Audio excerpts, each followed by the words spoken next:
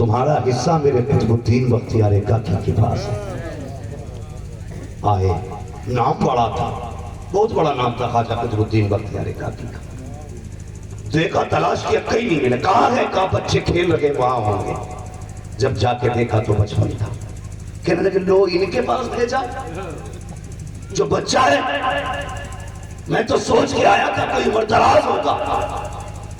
پڑھ لیا خواجہ قطب الدین نے دل کو، اندر گئے، جب نکل کے آئے تو سارے بال سفید تھے۔ کہنے لگے اب تو ٹھیک ہے نا، اب تو ٹھیک ہے نا۔ اللہ اکبر، قدم پکڑ لیے، حضور معافی چاہتا ہوں، بس مرید کر لیا۔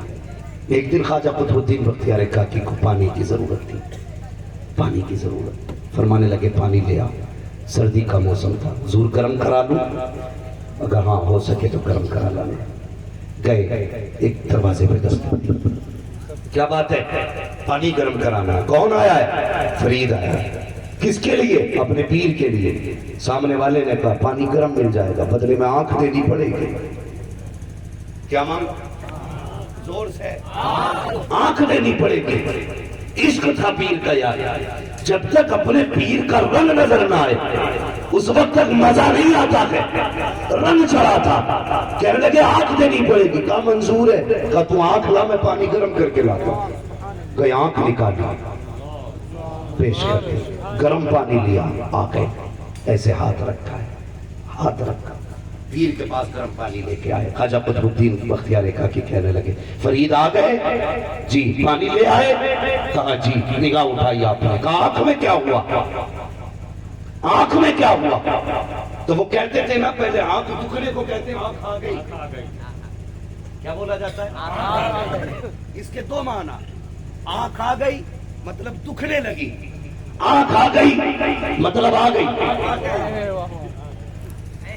کتنے معنی آ گئے؟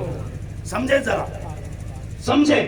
آنکھ آ گئی مطلب، آنکھ آ گئی مطلب دکھنے لگی۔ آپ نے دیکھا فرید آنکھ میں کیا ہوا؟ کہ حضور آنکھ آ گئی ہے۔ اللہ اکبر، اتنا کہنا تھا، مسکرا کے خواجہ قطب الدین نے کہا آ گئی تو پھر آ گئی ہے، آج کیوں نہیں ہٹاتا ہے؟ جب دیکھتے ہیں جو آنکھ دے کے آئے تھے وہ آنکھ آ چکی ہے۔ پیر نے کہہ دیا تھا آ گئی تو آ گئی۔ اور کون ہے خواجہ قطب الدین بختیار کاکی؟ یہ میرے غریب نواز کی عطا ہے، دلی کی شان ہے، بھارت کی جان ہے، خواجہ قطب الدین بختیار کاکی۔ ہاں، اس وقت کا جو بادشاہ تھا نا، بڑی عزت کرتا تھا خواجہ قطب الدین بختیار کاکی۔ اللہ والے ہوتے ہیں، یاد رکھیے گا۔ لوگ کہتے ہیں فلاں منتری غریب نواز کی چوکھٹ پہ گیا، فلاں گیا غریب نواز کی چوکھٹ پہ۔ میں نے کہا اگر رہنا ہے تو چادر چڑھانی پڑے گی۔ کیا لگتا ہے تمہیں، کیا لگتا ہے یوں ہی نکال دو گے؟ ایسے نہیں ہے، ان کے بٹھائے اونٹ نہیں اٹھے تھے، ان کے بسائے 90 لاکھ کیسے نکالے جا سکتے ہیں؟ یہ تو مسئلے ہیں۔ ہاں، تو کبھی اس مسئلے پہ گھبرانے کی ضرورت ہے۔ ہم چلے جائیں گے، پہلے ہمارا غریب نواز مجھ کو دکھا دیں۔ جب تک غریب نواز رہے گا بھارت میں غریب بھی رہے گے، غریب بھی رہے گی۔ تو عطا ہے، دہلی بھیجا غریب نواز کا۔ اس وقت جو بادشاہ التمش تھا، شمس الدین التمش، وہ حضرت کا بڑا معتقد ہو گیا، بڑا معتقد۔ تو لوگ ہوتے ہیں نا، حسد ہو جاتا ہے، یہ اور فلاں نیتا آیا تھا سی صاحب سے مل کے چلا گئے، ہم کچھ نہیں رہے، مولویوں کے چکر میں پڑ گئی، اور یہ دیکھو ان کی تو موج آ گئی۔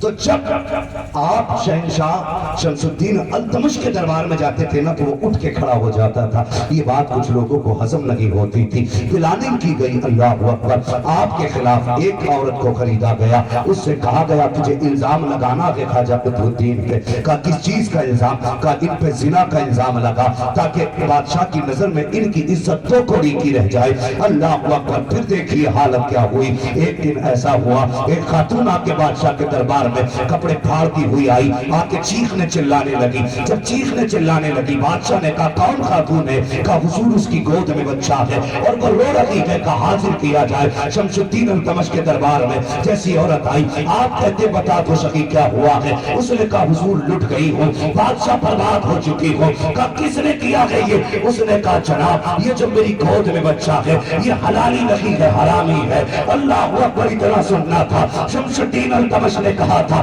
کون ہے جس نے تیری عزت لوٹی ہے؟ اس عورت نے کہا تھا بادشاہ پتا تو دوں گی لیکن میں جانتی ہوں تو اسے سزا نہیں دے گا، میں جانتی ہوں تو اس کے ساتھ کارروائی نہیں کرے گا۔ شمس الدین التمش نے کہا تھا نام تو بتا کے دے، میرے دربار میں انصاف کیا جاتا ہے۔ جیسے اتنا فرمایا کہ بادشاہ نے اس نے کہا سنو جس کے لیے تم کرسی سے اٹھ کے کھڑے ہو جاتے ہو یہ اسی قطب الدین بختیار کاکی کی ناجائز اولاد ہے۔ اتنا سننا تھا بادشاہ کے ماتھے پہ پسینہ، تیور بدل گئے، لہجہ بدل گیا۔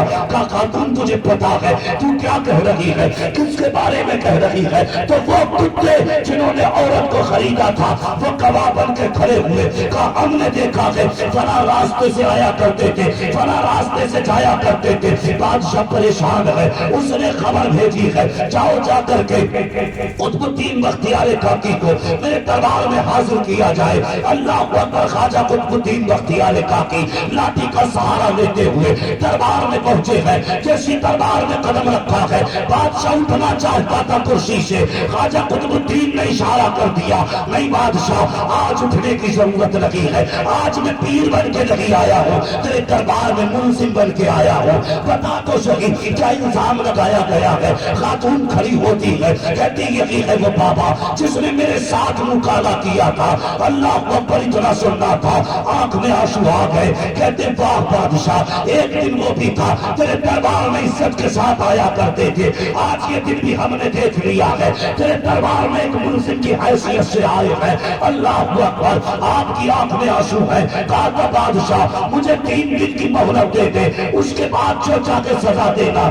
آپ پلٹ کے آئے ہیں 3 دن کی مہلت لے کر کے، آپ نے رونا شروع کیا ہے، آپ روتے روتے سو جاتے ہیں۔ خواب میں اجمیر والا بابا آتا ہے، سینے سے لگا کے کہتا ہے معین بتا تو، کہتے ہیں بختیار کاکی بتا تو صحیح کیوں رو رہا ہے، کس چیز نے پریشان کیا ہے؟ کہتے حضور ایسا دہلی میں چھوڑ کے چلے گئے کہ خیریت پوچھنے لگی آئے ہو، جن کے پیچھے چھوڑ کے گئے تھے آج انہوں نے تیرے اس مرید پہ زنا کا الزام لگایا ہے، آج شرم سے پانی پانی ہو گیا ہو تو قسم خدا کی پیر پیر ہوتا ہے۔ غریب نواز نے کہا تھا بتا تو صحیح کتنے دن کی مہلت ملی ہے؟ کہا 2 دن کی 3 دن کی مہلت تھی، 1 دن گزر چکا ہے۔ کہتے پریشان مت ہو، کل مغرب کی نماز تیرے پاس آ کے پڑھیں گے۔ اللہ اکبر، آپ دہلی سے اجمیر کا فاصلہ نہ بولو، کوئی ٹرین نہیں تھی، پلین نہیں تھا، پیدل کا سفر تھا۔ آپ نے کہا تھا بختیار پریشان مت ہونا، کل مغرب کی نماز تیرے پاس آ کے پڑھیں گے اور بادشاہ سے کہہ دینا تیرے مقدمے کی سنوائی پرسوں کی جائے گی۔ آپ نے بادشاہ کو خبر بھیج دی پرسوں میرے مقدمے کی سنوائی ہونی چاہیے۔ اللہ اکبر، شام آ جاتی ہے، نماز کے لیے کھڑے ہوئے ہیں خواجہ قطب الدین، مڑ مڑ کے دیکھ رہے ہیں، ابھی غریب نواز نہیں آئے ہیں، ماتھے پہ پسینہ ہے، آنکھوں میں آنسو ہے۔ کہتے ہیں اجمیر والے یقین تھا اکیلا تو نہیں چھوڑے گا، لیکن یہ تو بتا دے آنے میں دیر کیوں کر دی؟ تو نے تو کہا تھا مغرب تک آ جائے گا، دیکھ تو صحیح اذانیں ہو رہی ہیں، نماز کے لیے کھڑے ہونے والے ہیں، کب آئے گا؟ اسی اضطراب کے عالم میں مسلح پہ آ کے قطب الدین کھڑے ہوئے ہیں۔ جب سلام پھیرا ہے کیا دیکھتے ہیں؟ غریب نواز کی 1 رکعت چھوٹ چکی تھی اور پیچھے کھڑے ہو کر کے غریب نواز نماز پڑھ رہے ہیں، نماز سے فارغ ہوئے ہیں، گود میں سر رکھا معین کے خواجہ قطب الدین بختیار کاکی نے اور اپنا دکھا سنایا ہے۔ اللہ اکبر، جب اگلا دن آیا ہے، صبح کا سویرا تھا، دہلی کی گلیوں میں لوگوں کی ہجوم بھیڑ تھی، سب یہ دیکھ رہے تھے آج دیکھنا ہے قطب الدین کا کیا فیصلہ ہوگا، آج یہ دیکھا جائے گا کون سی سزا قطب الدین کو سنائی جائے گی۔ اللہ اکبر، یہی کشمکش ہے۔